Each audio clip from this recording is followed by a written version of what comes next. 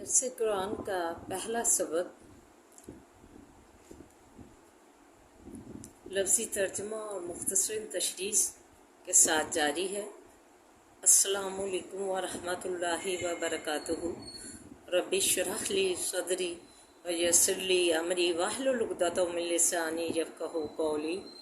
رب زدنی علما، اللہم رب زدنا علما، اللہم فقہنا فی الدین۔ اے اللہ ہمیں دین کی سمجھ بوجھ عطا فرما، آمین یا رب العالمین۔ قرآن پاک با ترجمہ شروع کرنے سے پہلے اس کی اہمیت اور فضیلت جاننا بے حد ضروری ہے، کیونکہ قرآن پاک کو ہم نے ثانوی حیثیت دے رکھی ہے۔ ہونا تو یہ چاہیے تھا کہ ہم قرآن پاک کو جیسے صحابہ کرام نے اور پھر آگے ولیوں نے اسے اپنی زندگی میں اولویت دی، ان کے نقش قدم پہ چل کر ہمیں بھی قرآن پاک کو اپنی زندگیوں میں لاگو کرنا چاہیے تھا، اولویت دینی چاہیے تھی، ضروری سمجھنا چاہیے تھا، لیکن ہم نے اسے ویسی جو ہے شان، اہمیت اور فضیلت نہیں دی جو اس کا حق ہے۔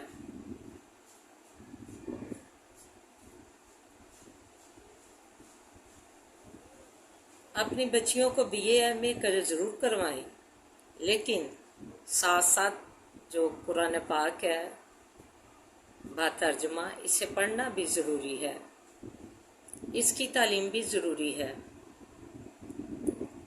ہم یہ کہہ لیتے ہیں کہ بچی MA کر لے، BA کر لے، میں وہ کام کر لوں یا میں وہ کام کر لوں، پھر میں اس کو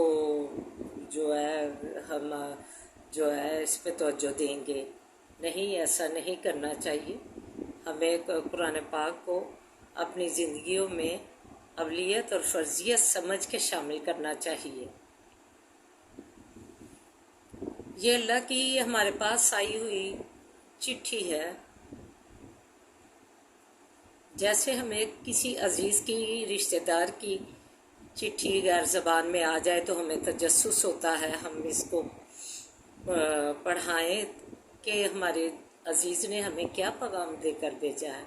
اسی طرح ہمیں قرآن پاک جو ہے غیر زبان میں آئی ہوئی اللہ کی چٹھی ہے، اس کا تجسس ہونا چاہیے کہ اللہ تعالیٰ نے اس میں ہمیں کیا پیغامات اور احکامات دے کر بھیجا ہے۔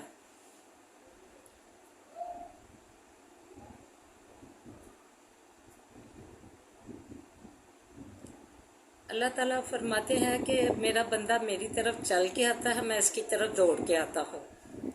دوڑ کے آنے کا یہ مطلب ہے کہ اللہ تعالیٰ اگر ہم اس قرآن کو اپنائیں گے، اس پر عمل کریں گے اور اس کے احکامات اور پیغامات کو اپنی زندگیوں میں لاگو کریں گے تو اللہ تعالیٰ ہمیں انعامات سے نوازیں گے، پریشانیوں سے دور کریں گے، ہم پر رحمتیں اور برکتیں نازل فرمائیں گے۔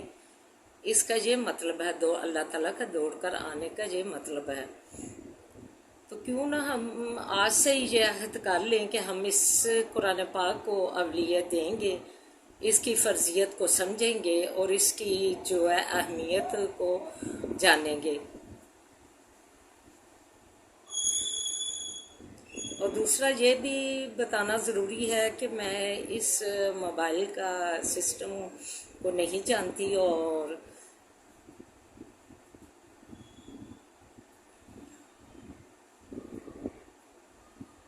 میرا پڑھنے کا جو ہے چانسز کم ہوتے ہیں، زیادہ تر جو ہے لکھنے کا میرا سلسلہ ہے، تو اس میں مجھے لکھنے میں عبور حاصل ہے، پڑھنے میں اتنا زیادہ عبور حاصل نہیں، تو کوئی غلطی ہو جائے تو معذرت چاہتی ہوں۔ اور دوسرا یہ بھی آپ پہ ڈیو ہے کہ جب آپ اس قرآن پاک کو ترجمے سے پڑھیں گے تو آس پاس پڑوس یا اپنے عزیز رشتہ داروں کو جدھر بیٹھے ادھر بھی بتانا ضروری ہے کہ ये तर्जमा पढ़े, क्योंकि हिज्जतुल वदा के मौका पर नबी करीम सल्लल्लाहु अलैहि वसल्लम ने जो मौजूद थे लोग ने फरमाया था कि जब आप अपने इलाके में वापस जाएं तो जो यहाँ मौजूद नहीं उन्हें इस बात का इल्म दें जो मैंने बयान किया है। क्या मालूम शायद कि वो उनमें आपसे ज़्यादा याद करने वाले हों, तो ये काम भी ज़रूर कीजिएगा। जो अल्लाह का साथी बनता है अल्लाह उसका साथी बनता है, जो अल्लाह का वली बनता है अल्लाह उसका वली बनता है। तो आइए कुरान पाक शुरू करते हैं। आऊज़ु बिल्लाहि मिनश शैतानिर रजीम। आऊज़ु बिल्लाह, मैं पनाह मांगती हूँ अल्लाह के नाम से, मिनश शैतानिर रजीम, शैतान मरदूद से। बिस्मिल्लाह, मैं शुरू करती हूँ अल्लाह के नाम से। और रहमानिर रहीम, जो नहायत मेहरबान और रहम करने वाला है। अल्हम्दुलिल्लाहि, सब तारीफ़ वासे अल्लाह के है। रब्बुल आलमीन, जो रब है तमाम जहानों का। तमाम हम्दो सना उस अल्लाह के लिए है जो सब जहानों का हाल को राज़िक है और ज़मीनों आसमान का ज़रा ज़रा उसकी तस्बीह व हम्द बयान कर रहा है।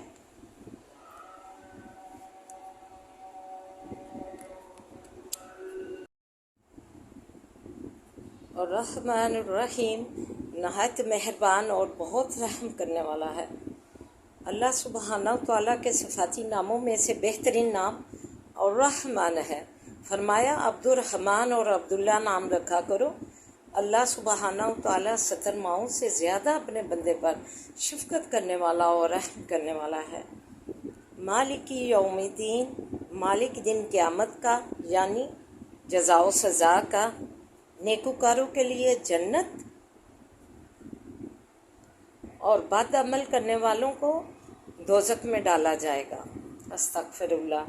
इय्याका नअबुदु, हम तेरी इबादत करते हैं ख़ास। व इय्याका नस्तईन, और ख़ास तेरी हम मदद चाहते हैं। ख़ास का मतलब होता है ख़ास अल्लाह ताला की इबादत करना, और ख़ास अल्लाह ताला से मदद मांगने का मतलब होता है कि किसी मिलावट के बग़ैर अल्लाह की बंदगी करना, इबादत करना और अल्लाह की से अपनी हाजात तलब करना। अल्लाह ताला से ही, अल्लाह ही हमारा वहदहु ला शरीक खालिक है और राज़िक है। अल्लाह ने राई के दाने के बराबर भी शिरक माफ़ नहीं करना।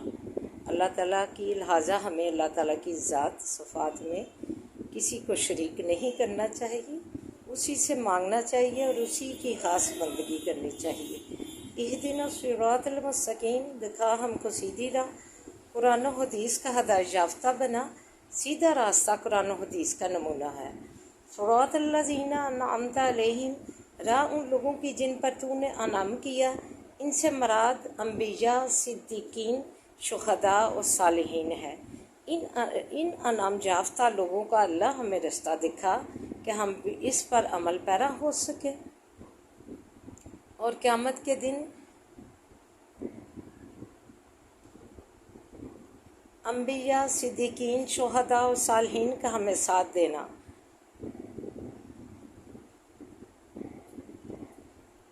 गैरिल मग़ज़ूबी अलैहिम, स्वाइन के